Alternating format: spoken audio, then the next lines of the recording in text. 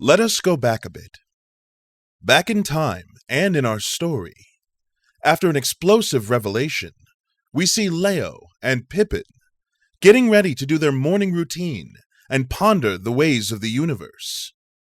Join us on this WeTogether holiday special as we listen in and see what machinations the two friends and their gods have for each other. This week on WeTogether, Do Pray Tell.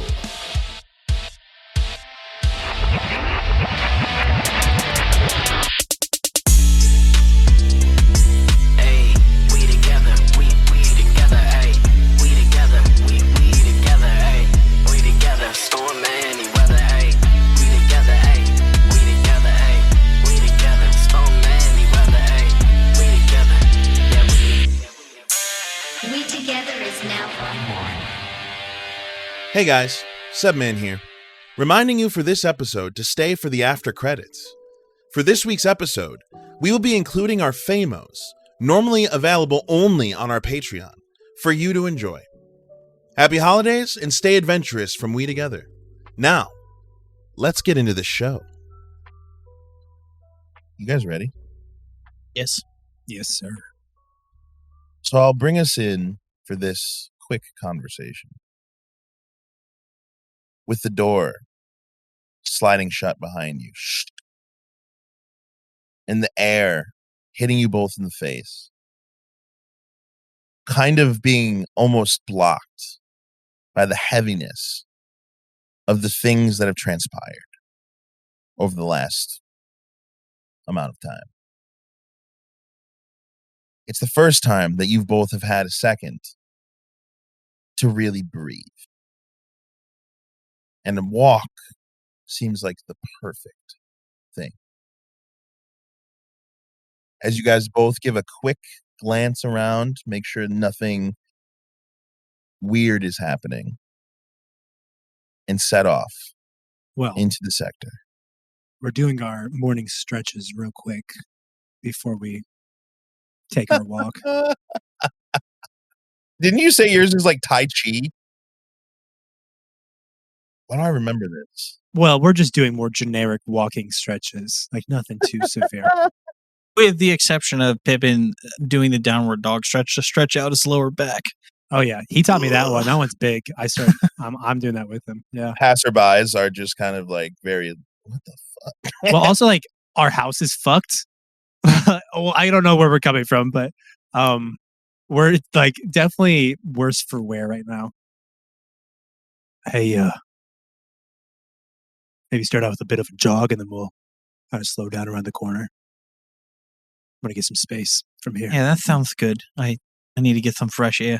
Well, don't just take off like you usually do. No, I think we've needed to have this conversation for a minute. Yeah. Pippin starts not jogging. It's kind of like when you speed walk, you know. They're just Leo's jogging. Pippin realizes that he doesn't even have to jog to I am athletic. God damn it. No, wait, hold on. For the record, what's your strength modifier? I mean, I'm not like super athletic. All right, what's your dex modifier? +2 to dex, -1 to strength. I'm not strong.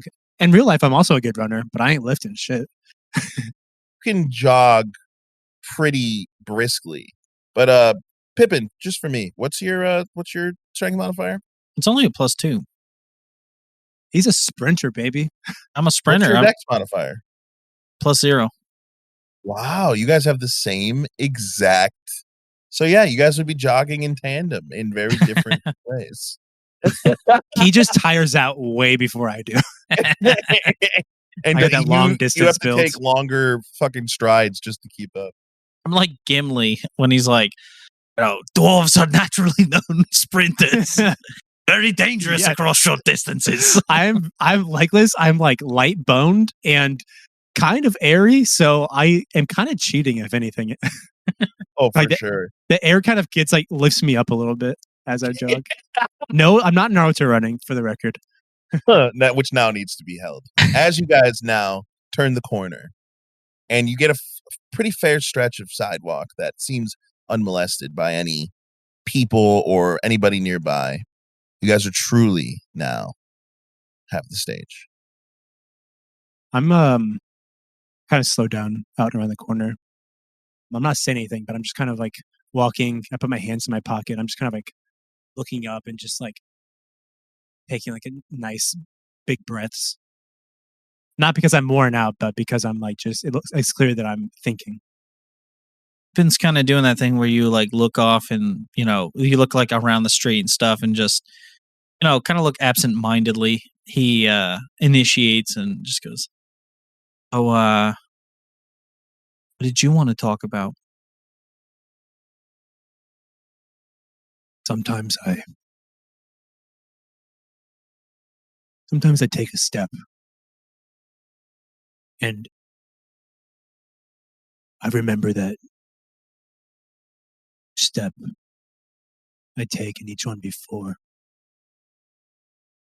isn't necessarily my own. You know what I mean?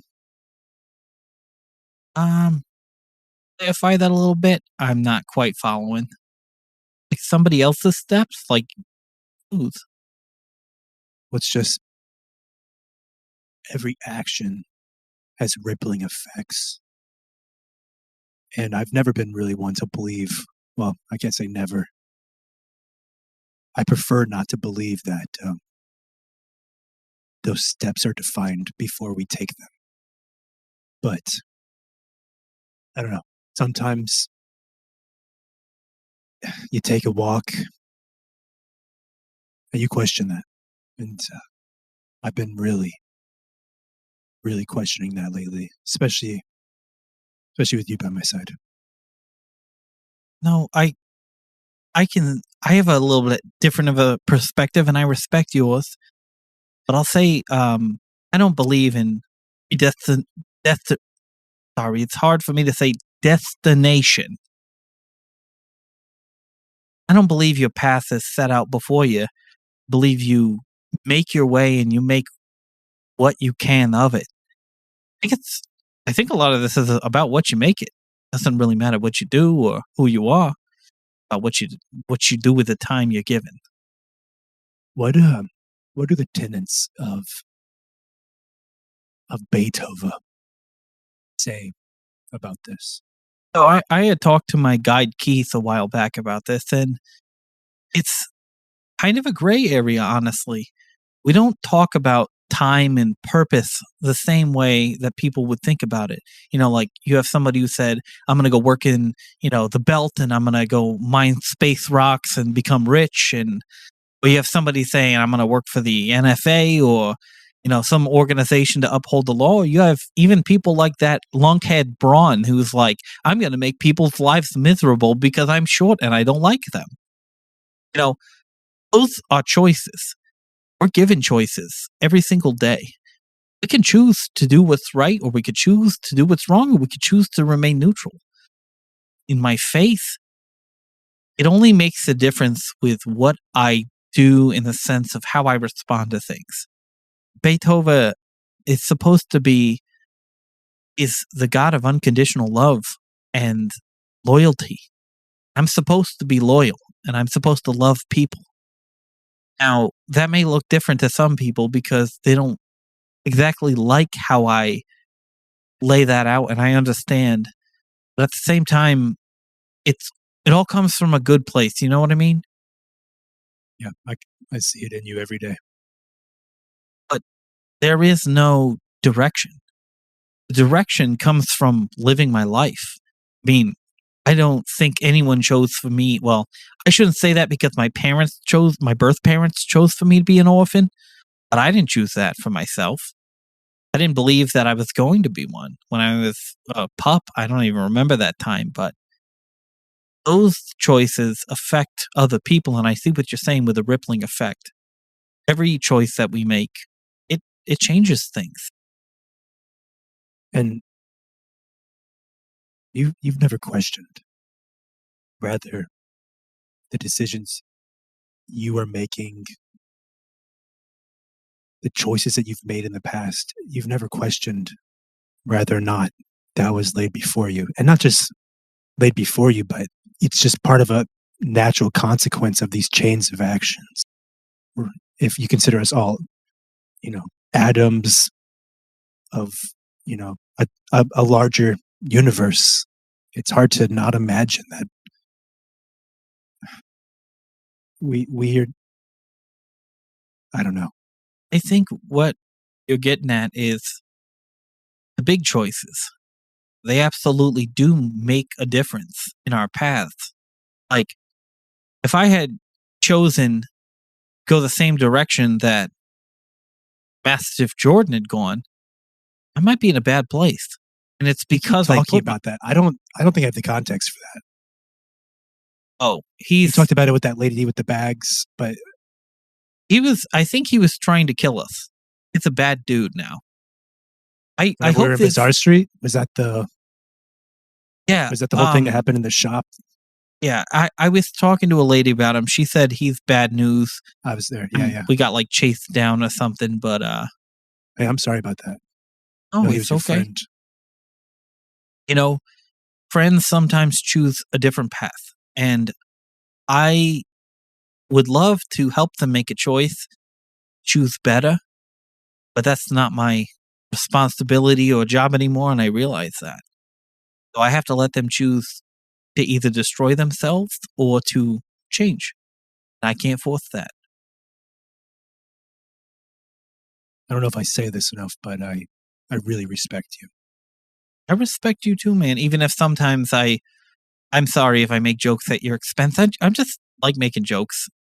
I kind of have this air around me. I think I'm okay with it. That just kind of naturally occurs in any group I'm a part of. Narrowly avoids somebody walking by you and then like almost mouths it as at the same time, I'm walking here. And just like fucking rolls his eyes. I grew up pretty. This is underselling it, and I cannot tell you how much this is underselling it. I grew up pretty deep in the Lunite religion, the mainland variant, that is. What does Troy or Pippin know about the Lunite religion? Not very much. I would say Pippin has seen them like bringing pamphlets around and stuff.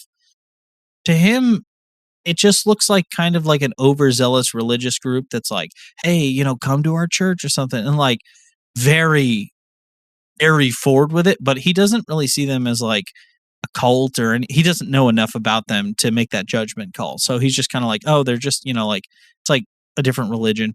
How in tune are you with your financials? Like, you're the kind of guy like checks your bank account on a semi-regular basis? No. Okay. Well, Yeah, I would imagine all of Pippin's money would be stored on his like native storage, like a crazy person. Oh, it's all gone at the moment. Now, yeah. But real quick, one thing I do want you as Pippin to remember is that High Temple, where Brother Keith is from, would look down upon at least the Lunarian Lunite United, because they actively preach that the gods of the pantheon of the High Temple are not actually gods. They are just creations of the one true God. Well, it was this one thing that I remember about them. It's something along the lines of like they don't believe the gods of the pantheon are like real. Like they're not like deities or something like that. But they're like creations of the one true God or something like that. But that's pretty much all I know about them. Leo's just kind of like got his head down. He's just kind of like nodding. Yeah, they would say that, wouldn't they? I honestly don't know, would they? I feel like you probably have a decent read on Leo. He kind of looks angry, actually, as he's saying that. Listen, I could go on a whole thing here. It's probably not worth it. Suffice it to say that I am of a different religion that happens to have the same name. Okay. I think I get what you're saying. It'd be like if there was a Beethoven on the mainland that preached helping people through violence or something like that. Oh, you're Yeah. basically saying what you believe is the exact opposite of what they believe. Wouldn't go so far as to say the opposite, but it is. The contrast. It's a perversion of what I believe in. I don't know. I guess what I was getting at. When I was growing up, my religion was still static. I think that happens for a lot of children. It means what it means and doesn't necessarily evolve. But I grew up in the wrong time underneath the wrong guy, and my religion, not just my religion, but literally the religion itself was upended. What I knew growing up was freedom, a freedom like I think you understand. Like, destiny isn't out of your own hands. It is of your making. That's what I grew up with, and I like to think that it defines me. And then things started to change. I lost that freedom, and I lost the belief in freedom for a long, long time. I would say I still don't know that I believe in it. And that's why I respect you the way that I do. You understand freedom like it's natural to you, and I want that. Leo, can I level with you here for a second? There have been times in my life, many times, where I've questioned what I believe, where I've taken a really good look at what I was doing and wondering, was it all worth it? And I don't think it's necessarily because I'm trying to merit something out of my belief system. I think it's because I can see the intentions behind what I'm supposed to be, whether Beethoven is scared of the darkness or not. I know that I can stand in the gap for people who are looked down on, people who are cast out of society. I can be there for them. And there have been times that I've questioned. I mean, with the whole Sean thing at Trash Chicken, by the way, we're never going back to that one. I don't ever want to go back to that Trash Chicken ever again. I've never been to a different Trash Chicken, so I don't care. They exist. We'll just find a new one. As long as there's bone and chicken. I'm pretty sure they all have that option. I don't know though. Don't check me on that. But I've seen. I feel like I have to check you on that. I don't know that I want Trash Chicken without it. I've seen. I feel like I'd be losing freedom if I didn't have it. I understand that, but I've seen the things that I've done out of good intentions go really all south, go wrong. And it's gone in a way that, like you said, it's like a perversion of what you believe. Whereas, I might believe in, I don't know, say the sanctity of marriage, and somebody else takes what I am giving them, turns it into a perversion. And I think it's okay to question. I think it's okay to look at freedom. You have the freedom to question. That's important. That's a part of who you are. It always will be. I fought for that freedom. I watched what I knew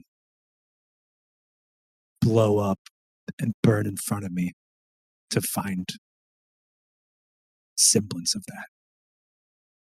Well, can I be honest? In the situation we've been put in, none of us are free. I'm not free. I have to babysit a demon, essentially.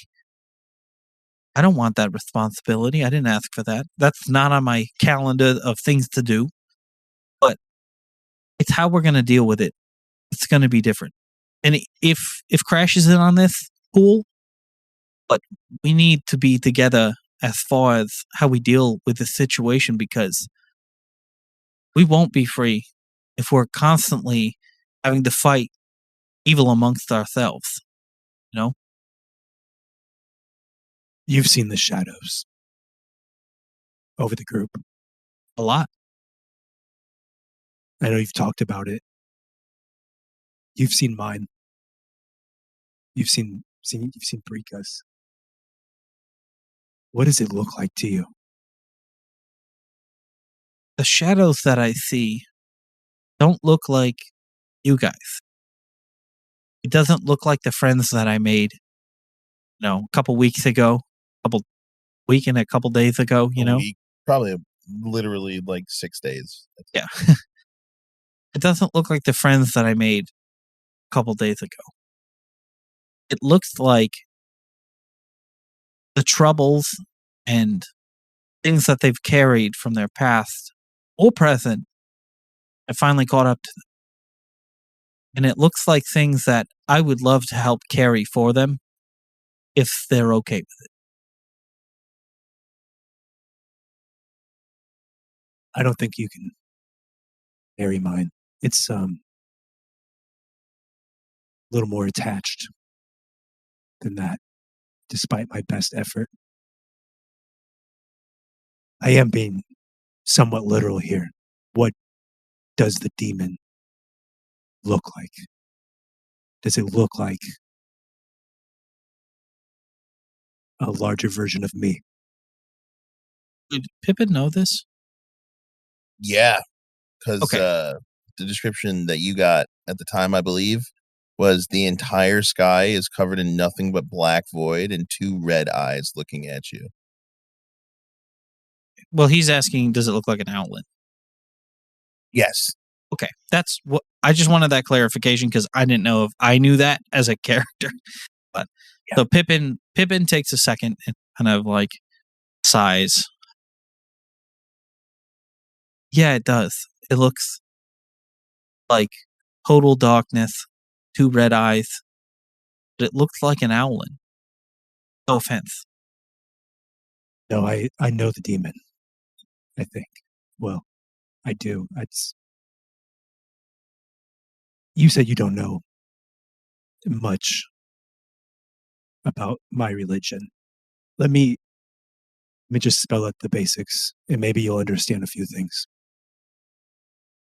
We believe in a deity that inhabits or inhabited the moon, depending on your specific belief. She guides us, and by her light we walk in her cycle. These are words I've recited. I can't tell you how many times.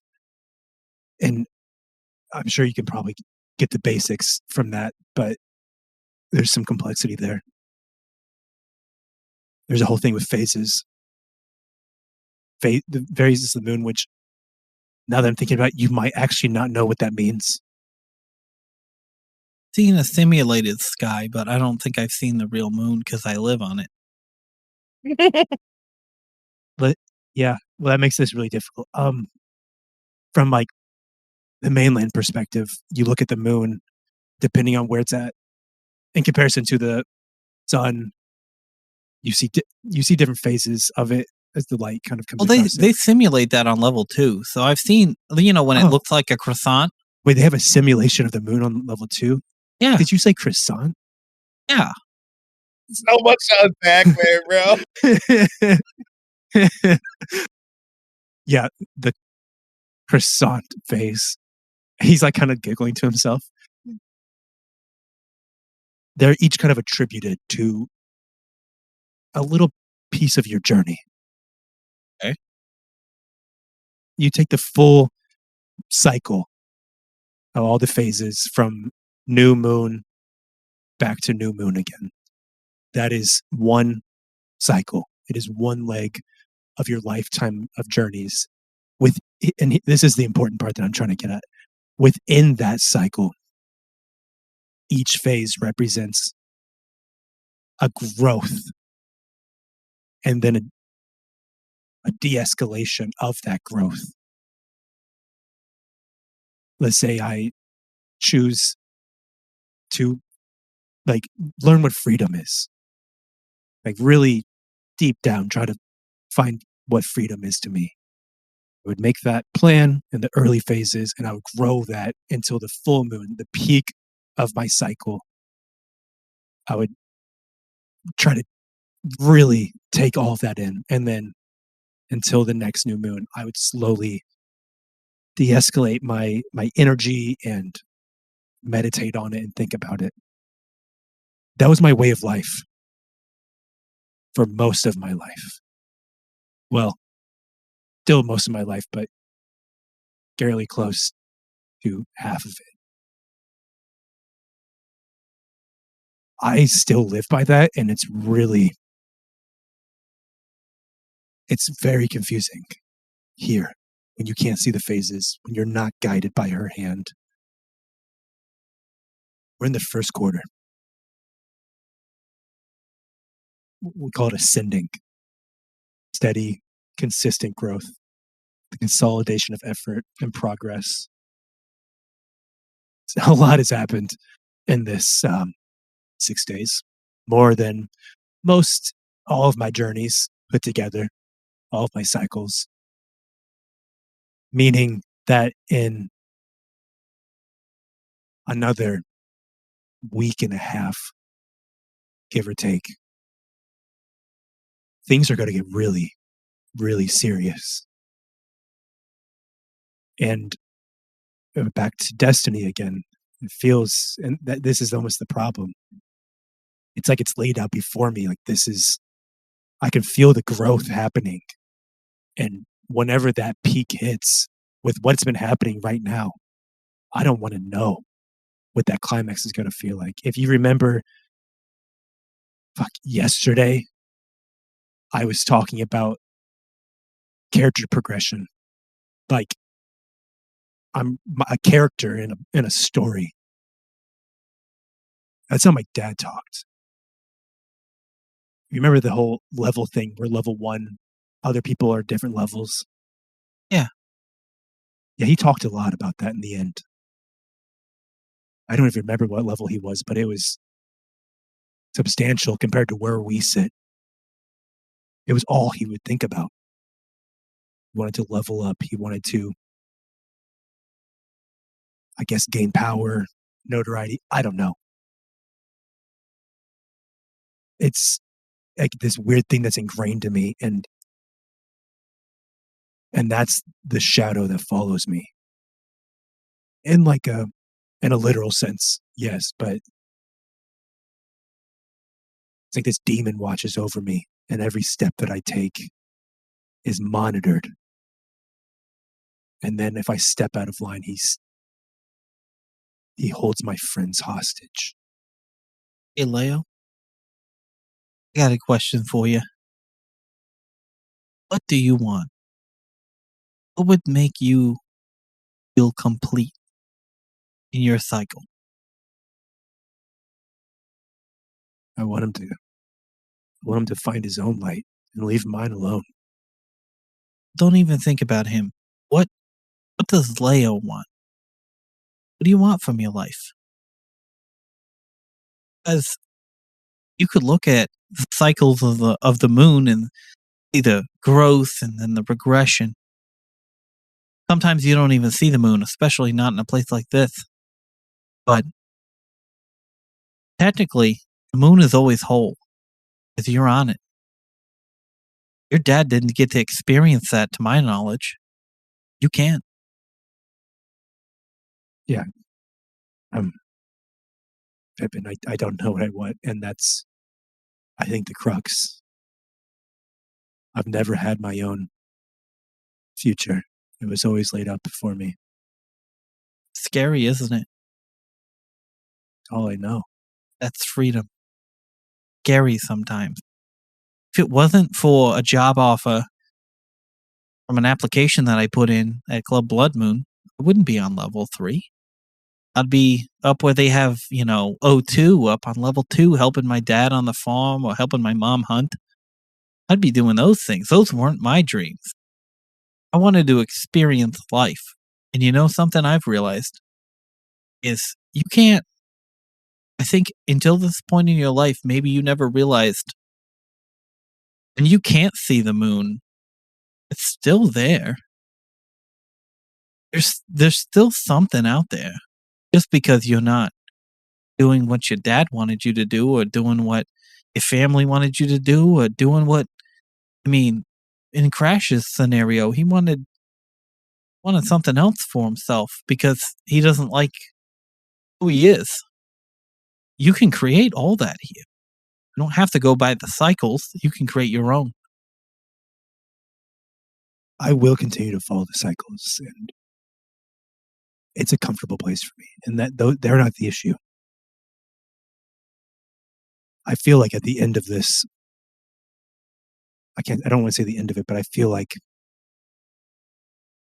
there will come a turning point where when we have this conversation again, I can give you the answer that you're asking. Okay. You talk about being scared and fear. How would you feel if, I'm sorry if this is painful, but how would you feel if you were told that your God died? Wow, that's pretty intense. You're probably going to think I'm, saying this for emotional value or just to keep myself, sane. But if somebody told me that, yeah, I would have questions and I would wonder what the point of it all was. And I have wondered this at times too. I have people come up to me on the block and tell me Beethoven's not real, and I just kind of let it roll off my shoulder. But I'm only concerned with how I live my life. And if helping others brings me joy and it fulfills my purpose, that's good enough for me. I don't know God. I'm still Pippin. I'm still just some dog from level 2. Pardon my French. Thanks.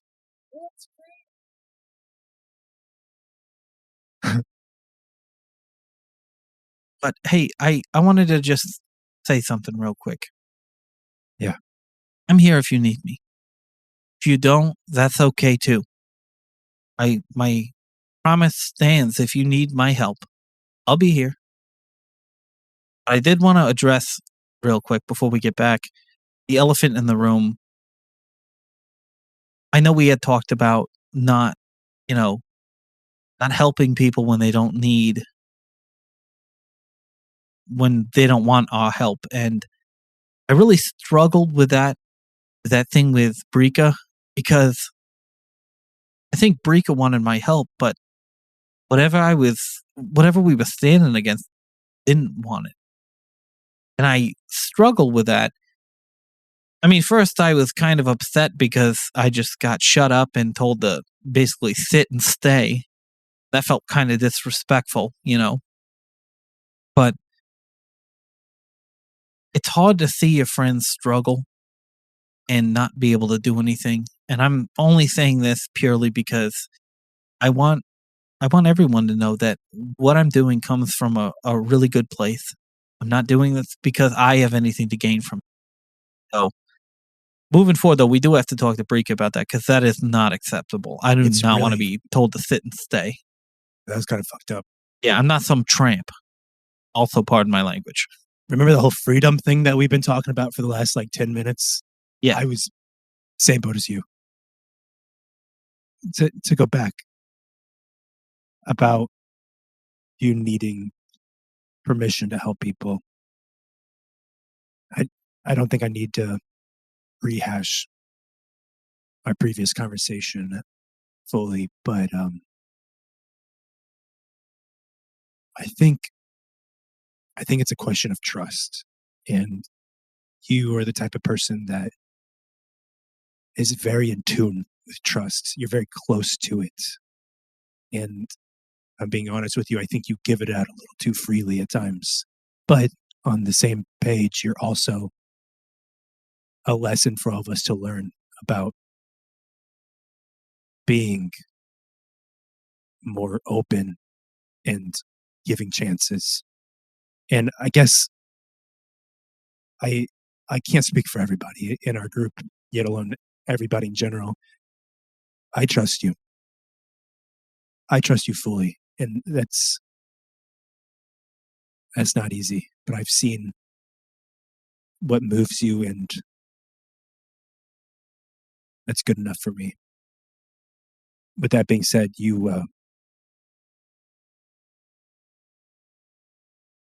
I know you're not going to do anything malicious, and I know you're going to think about your actions.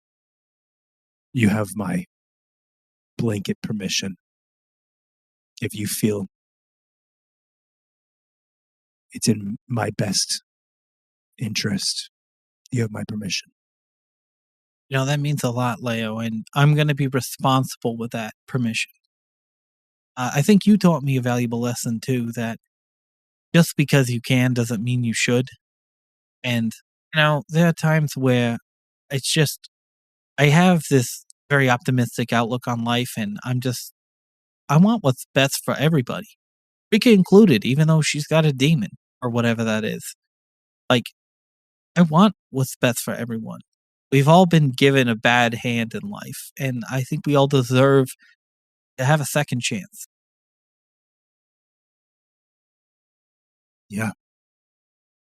I think we're going back as a unit, and you're going to find that trust. You can sniff it out, and I'll be by your side the whole way. If I got to earn it from the other two, I'll do my best. If they don't want to give it to me, that's okay too.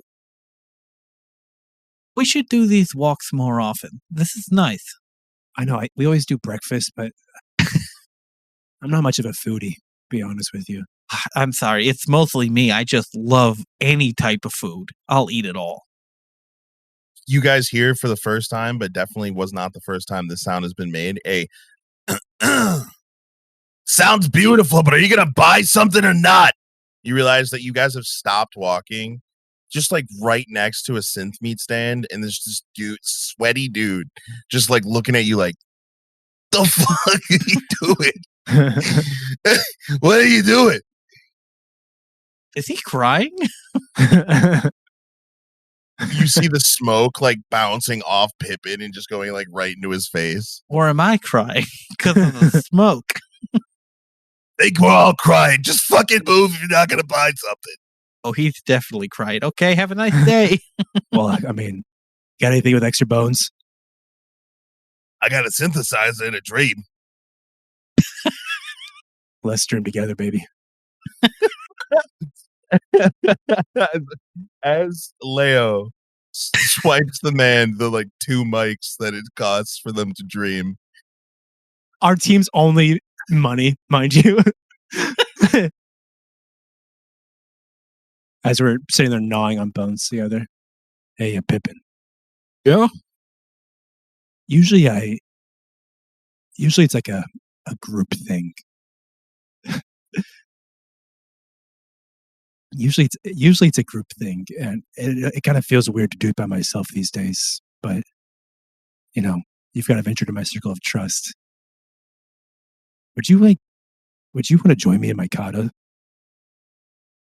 Pippin gives him like a very quizzical look, but then he thinks about it. He's like, not something like. It sounds probably weirder than it is, but yeah, you know what?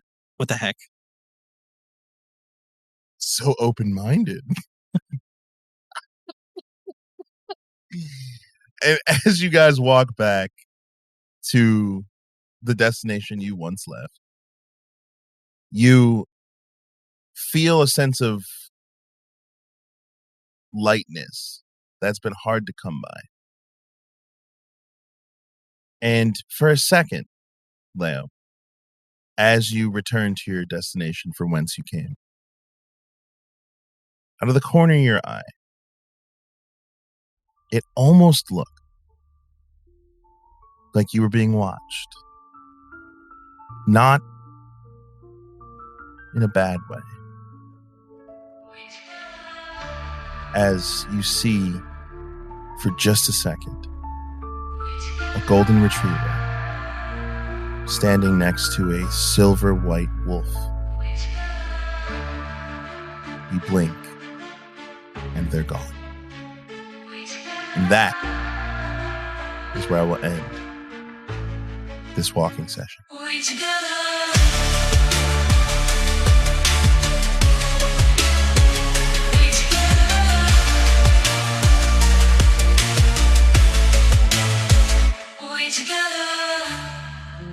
Thank you for listening to We Together.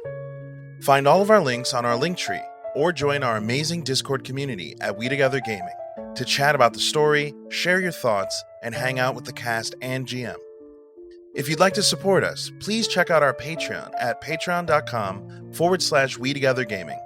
You'll get exclusive access to our behind-the-scenes podcast, where we talk about our favorite moments, dive into character work, and have long-form discussions about the story every week.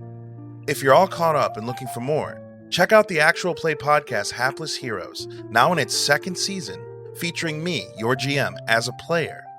Available on all streaming services. A quick thank you to our top-tier patrons. GxLobes, BrenDaniel, aka Naturally Noted, That Guy Jake, and my Momma. Your support means the world to us. Until next time, stay adventurous, and remember, whatever we do it better together.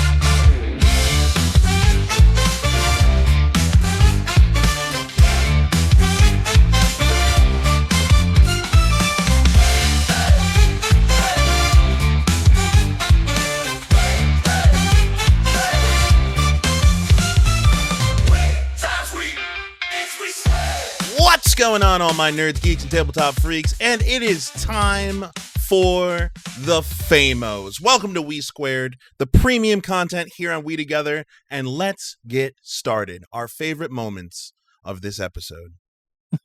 You blink and one's a garbage can and the other one's a street pole. Literally, both of those things probably. I need more sleep. The fuck am I seeing? The fuck? We definitely should roleplay fucking Pippin doing the kata. It's definitely gotta be some bonus content. A strength-based kata. Bro. But hey man, that was fucking awesome. Did you guys have fun? Are you kidding me? Yeah. That was beautiful. I actually teared up a little bit. Enjoying part in there. myself, just fucking watching. There are plenty of places I feel like I could have just like entered in to make the story move along. Air quotes on story. It's just conversation. But I was just really enjoying how like it really felt like, and obviously some Charles and Troy play into this, but it really felt like Pippin wasn't like fully grasping the concepts, but he was speaking on like what he knows like so well. And it turned into both Charles and Leo being like, how do I say this in a way that makes sense to Pippin? And it turned into that like fucking like a really heartfelt like vulnerability moment that I was just like, well, probably good Crash and Breaker weren't here for that. Mostly because I don't think either of them has that like that. I think Crash, you could have a conversation like this. I feel like Brika would 100% just be like, okay, like I believe in whatever God like helps us more.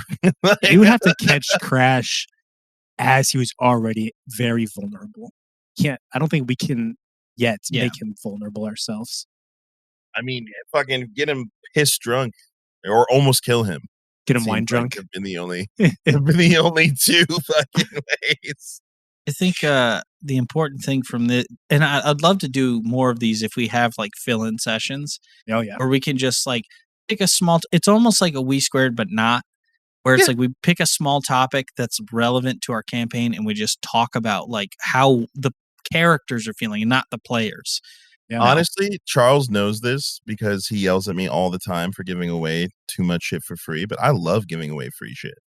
The more we do these, the more free shit I get to give to people. It's I mean, fucking this is totally. This is not just like we squared.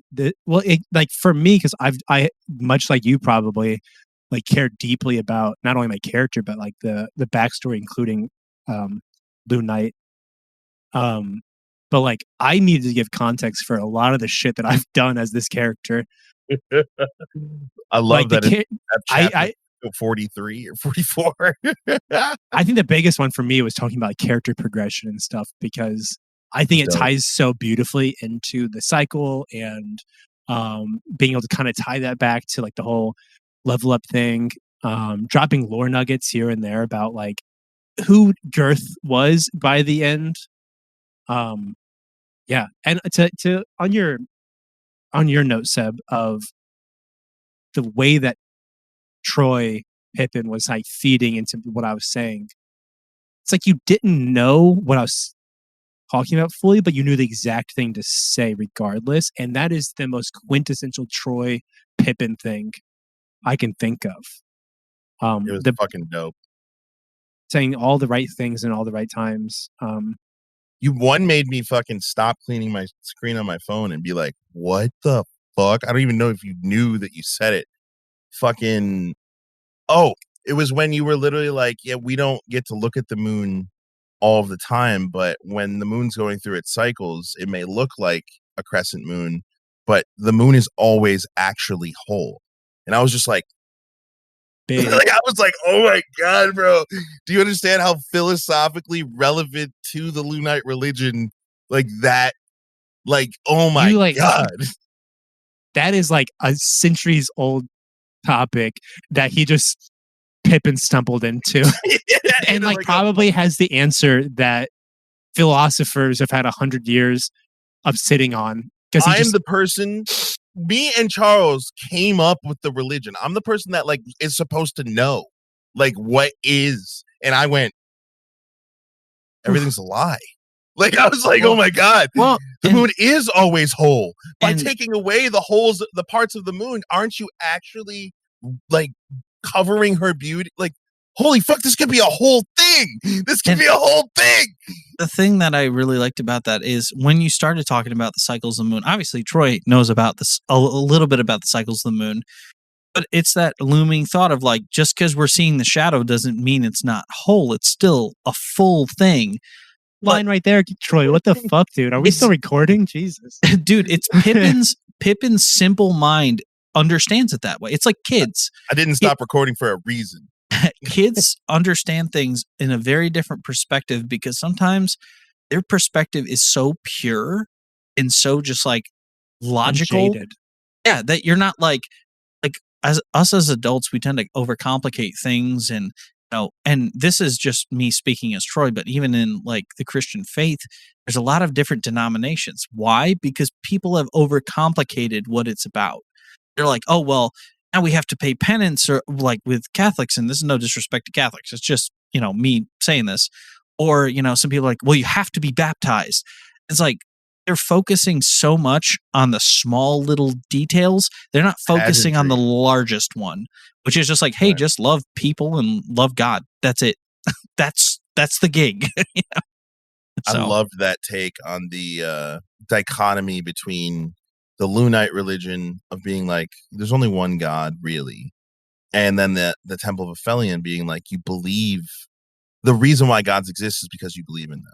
And like that's where their power comes from, is their faith. Well, so good.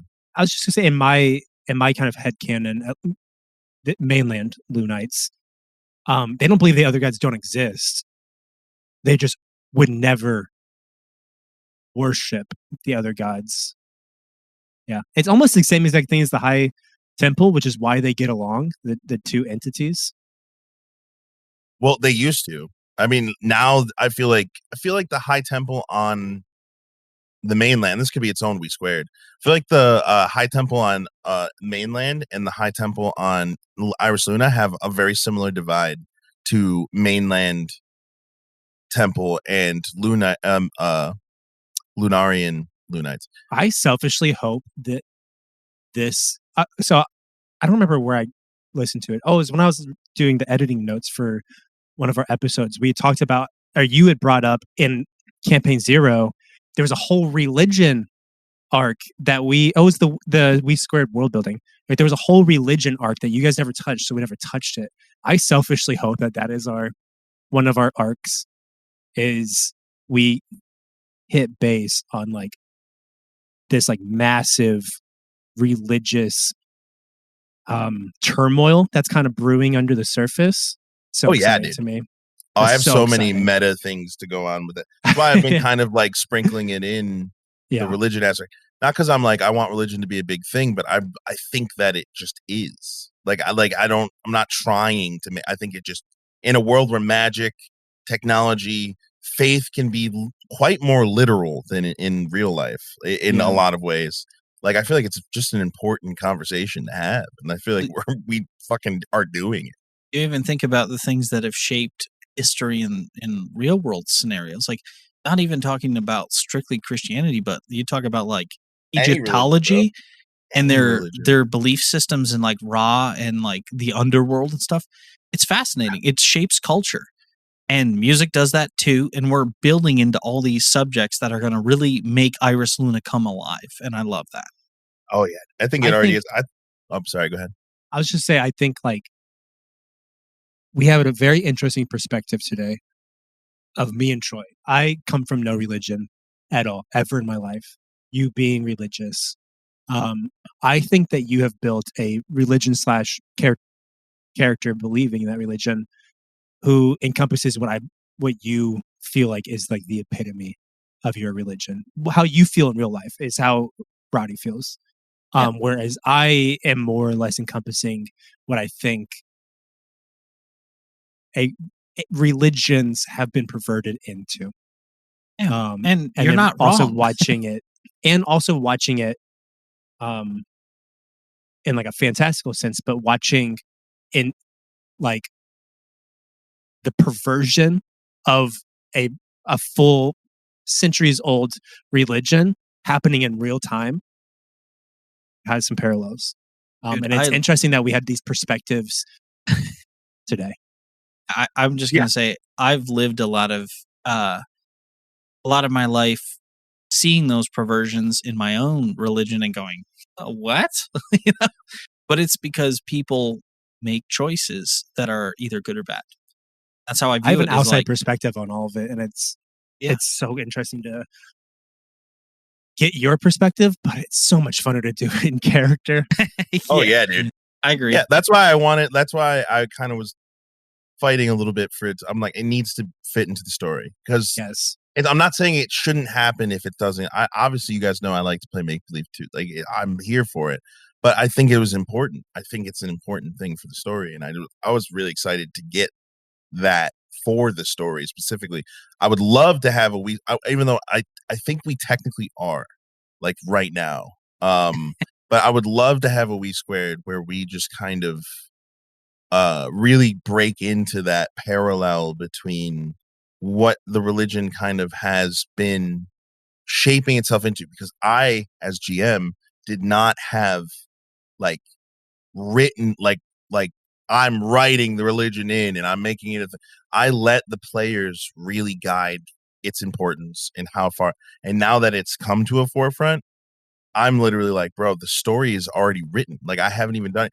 Like, you guys were talking about the fucking big thing in the sky, and when Leo was trying to talk to Pippin about the Lunite United Perversion version, he's like, can you imagine if there was like someone who worshipped a god that's exactly against you? And I'm like, there is. Because in the temple of Aphelion, because there's a pantheon of gods, there's a god of deceit, lies, manipulation, and cunning.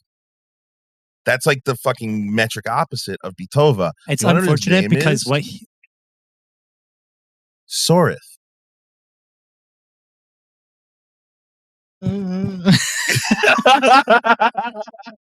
I didn't plan that, by the way, dude. I did not plan that one bit. Oh man, that's crazy. Charles, do you know Sorith? I don't think so. You're there. Oh, bro. Dude, Is Go that the ahead. name of the? Is that the name of the entity in the end that was in like the mirror, the black shattered mirror things? Okay, that's what I thought. I was actually pulling up my Thalen notes. Yeah. Dude, that's crazy.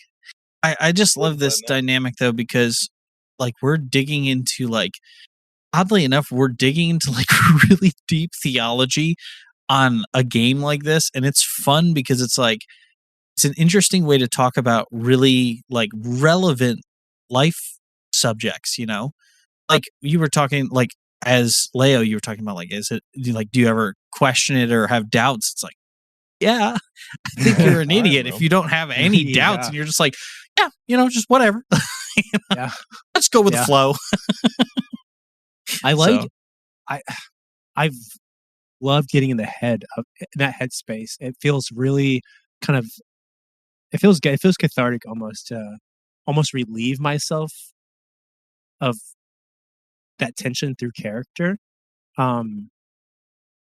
It's and he's an interesting character, and I love that we did it in character because I felt like we had tied together so many of Leo's thoughts on the matter. He really was able to put together like his feeling of like freedom and destiny and like this shadow that follows him, but all of it under the guise of like this like all-seeing presence. Like all of it really just feels so organic. Like it's all happening. And as I was saying it, none of this was planned. And it's all just because it's all so real. And he's dealing with it. And he could not have had a better friend to do it with. Wait, real quick, I gotta say, did you guys catch the echo of what Pippin had said in that episode where they like had it out? You know, he's like, hey, I'm here if you need me, but if you don't, that's okay too. He just keeps repeating that. 'Cause he wants his friends to know, I'm not just here to get something out of this. Like I'm actually here, you know? That's real. That's, I mean, Very rare. something that a lot of people in life should probably say more. We're degenerates. Who are we to tell people what to do? Looks directly at camera. Oh, hello, Um, mirror. Yeah, I think an interesting direction that I was going to touch on, but I decided not to because I think it would have taken us out of the moment. Leo, what he said before, he still stands by about character progression taking him in a different direction than what we're talking about. And it's so funny that this conversation went the way it did, because if Leo said that to Pippin, Pippin would scoff at him like, you are in charge of your own destiny. Why do you think that you don't get to make these choices? Because in Leo's head, he lives by it still. And what is happening right now, he started out this cycle. We were reborn on the new moon. And he started out this cycle. Also an accident. It is literally lined up with my birthday, which I purposely picked as October 13th, because it's October 13th is dope. It's just weirdly enough, it lined up by the day. So the new moon is the beginning of the cycle. It's where you set your intentions. And I don't think he knows what his intentions are, like word for word, but the vibe is what he said. He wants his demon to leave him alone so he can find freedom. That's what this arc is to him. And it goes against everything Pippin just talked about, but it's exactly like Leo said, like he's still going to follow the cycle because it is who he is. And he hopes by the climax of it, he will have found the answer. And really in this religion, the answer that you find at the climax is just the beginning of the next cycle. I think to give a little context too, I don't think Pippin was like urging, and I don't think you took it this way, but I don't think Pippin was urging Leo to like abandon his faith.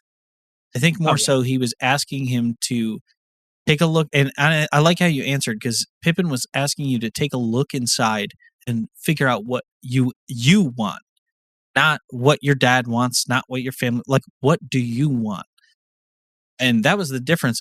He was saying, like, doesn't matter how you get there, it just matters what you do with the time you have. So it was just perspective of like there was no like, hey, your religion is stupid and I think you should leave it or anything. He was just kind of like, just find the path that takes you there and figure out what there is, you know? It's like a weird religion in that it goes against the entire idea of like journey over destination. But like it is about the journey. Like it's like almost in the like it's almost how you talk about it. It's like you're walking the cycle. Yeah. It's like you're going through this journey of like self-discovery and whatnot. But like the entire religion is built around the destination at the end of the day. It's like a twisted like version of itself. And then you add to that at a halfway point in his childhood, they flipped it. And I know we're still being recorded, but if you've listened this far, you get a little bit of lore tidbit. Girth started. I personally don't know the reasons why, or how, or when, but he started being co-opted by Lunite United, which is an exclusively, like Iris Luna entity who is trying to expand beyond that, as far as I'm aware. And he had ties to things that were behind closed doors, and so I was starting to be fed quietly for a good portion of time a new way of believing in my religion. He started changing the tenets slowly, but nobody realized it.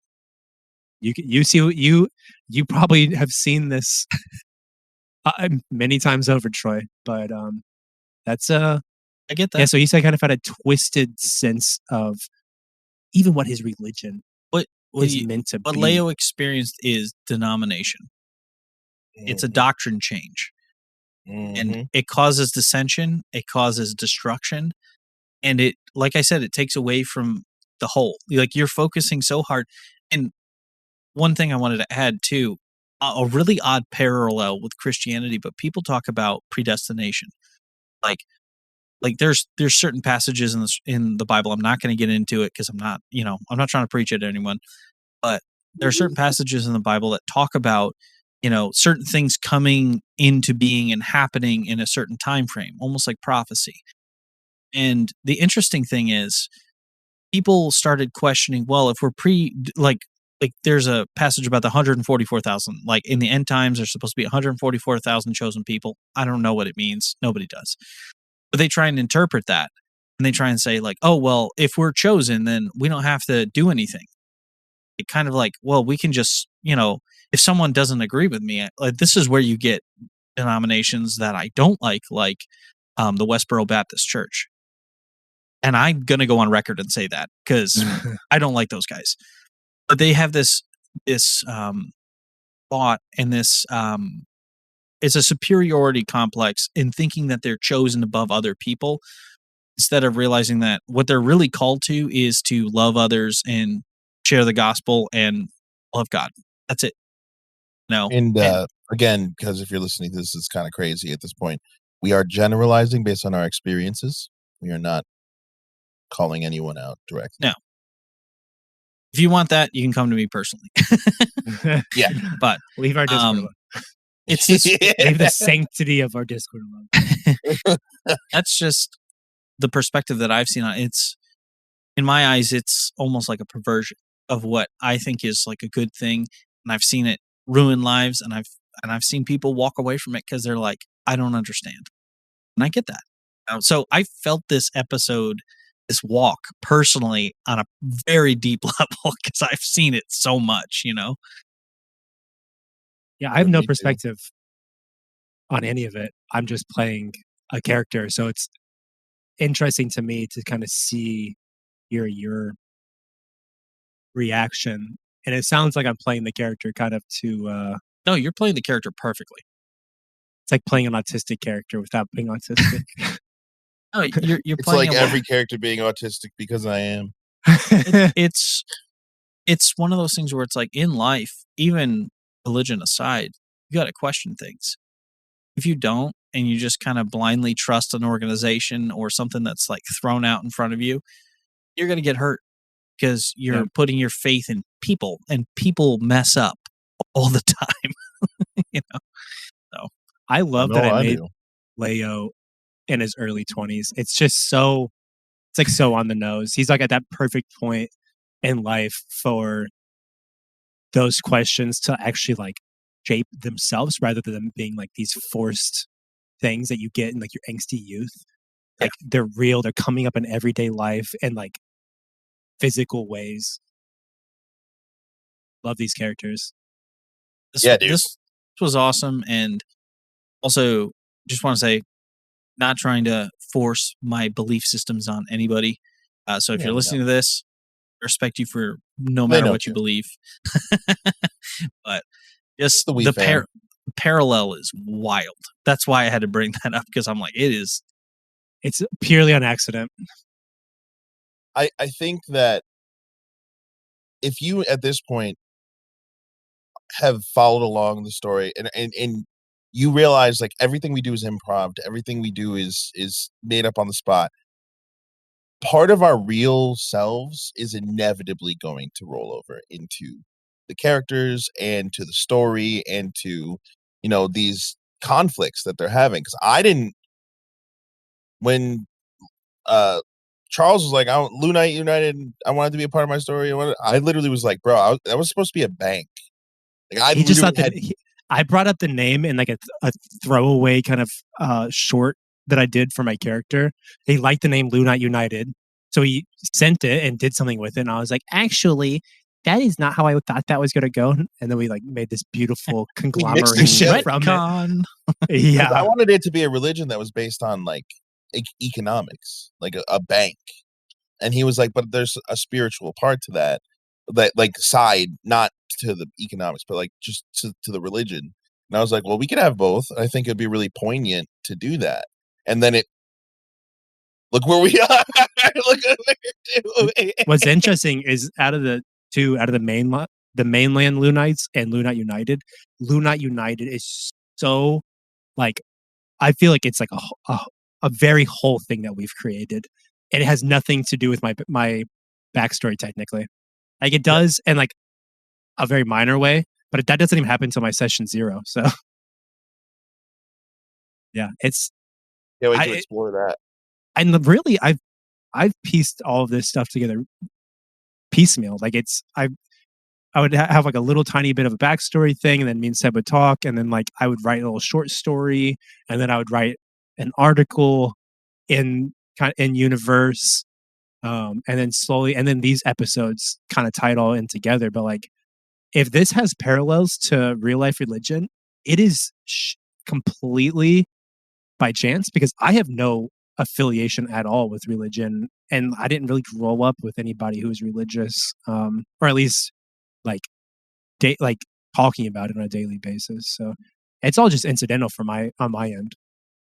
It's cool though, because it's a real depth that we get to experience through the dichotomy of what's happening in Iris Luna.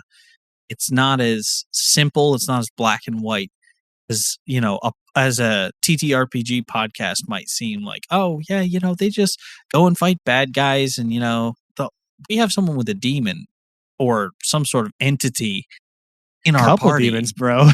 Yeah, it's at least 3 demons. Maybe it's the same one. Who knows?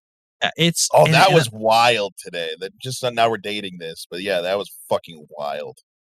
Yeah, it's such a deeper depth to the story that I think listeners are really going to appreciate that. And if you're listening now, we appreciate you listening to our old man ramblings about the theology. And to kind of wrap it up some things, I guess, on that note, I'm gonna do a Famo just because. Dropping a Famo. Yeah, Troy had me actually tear up, which I think is I was really in character, so that helped. Got But big-ass eyes. also, you're just so good at this game and such a good person that I'm not surprised by that. And then rounding it out with a wolf, which makes sense. It's like I just never would have considered it, and wow, awesome. The imagery was I liked And it then a lot. The two, they were just homies sitting together.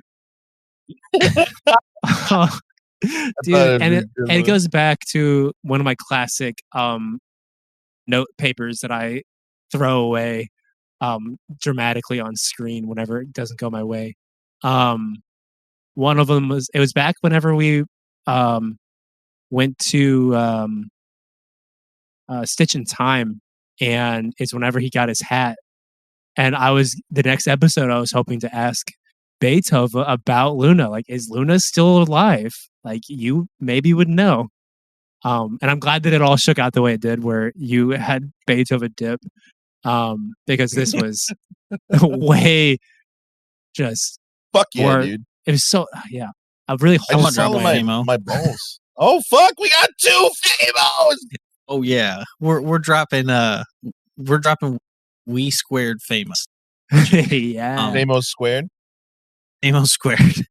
I was just gonna say the ability to have this conversation, and like I agree with Seb. I think if the other 2 party members would have been here, it might have been a little, maybe not totally lost, but it might have been a little bit lost on them somewhat, as we dipped into some really deep things, and it like this whole conversation was less, I feel, about religion and more so about trust. Yep. And we were building trust through your religion, sharing things in the about where we came from and stuff. So, Charles, your performance was awesome. I'm glad I liked your play style because you'll take the time to sit and think about what you want to say next, instead of like, sometimes I just blurt things out because I'm just like, well, it's on the front of my mind, so I'll just say it. So this is one of those episodes that I felt comfortable doing that because it's true to the energy, in the room.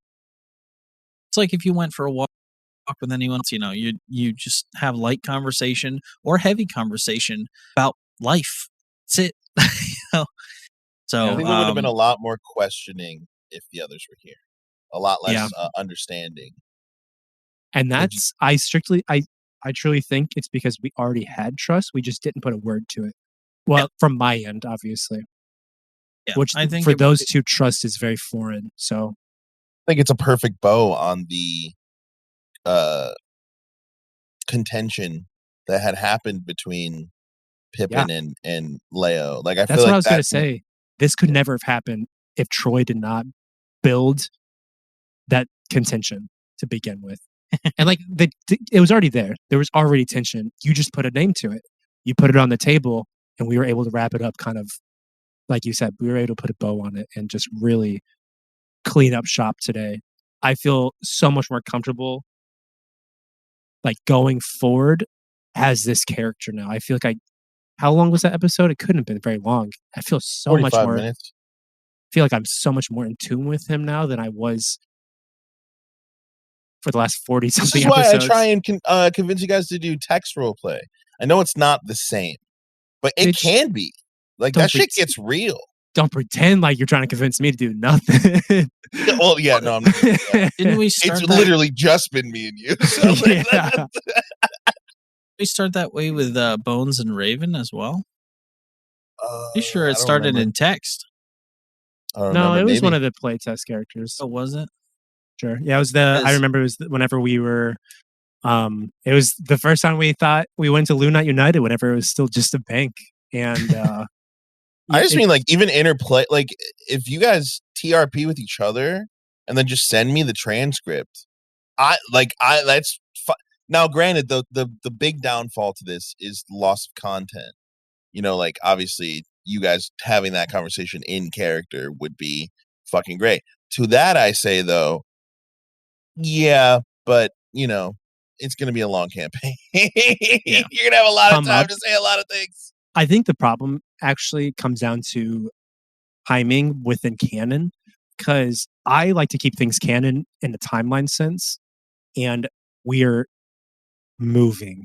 Like the fact that we had a difficult time slotting in us going for a walk, I think says so much about how much momentum this group has, to the point where, like, why would we be texting each other? We're probably in a car, like, screaming at each other, or like something horrible is happening to us. Like, we wouldn't have had time to Nothing text each horrible other. has ever happened to you guys ever. Every I don't know what you're we've been reborn for 6 days now, and we've had a dozen horrible things happen to us. We've been robbed. We've been That's the forced to play smallest roulette. of our problems. Yeah, we've Did drugs. there's been drugs. There's been demonic things. You've been yeah. you've been in a really weird way kind of molested.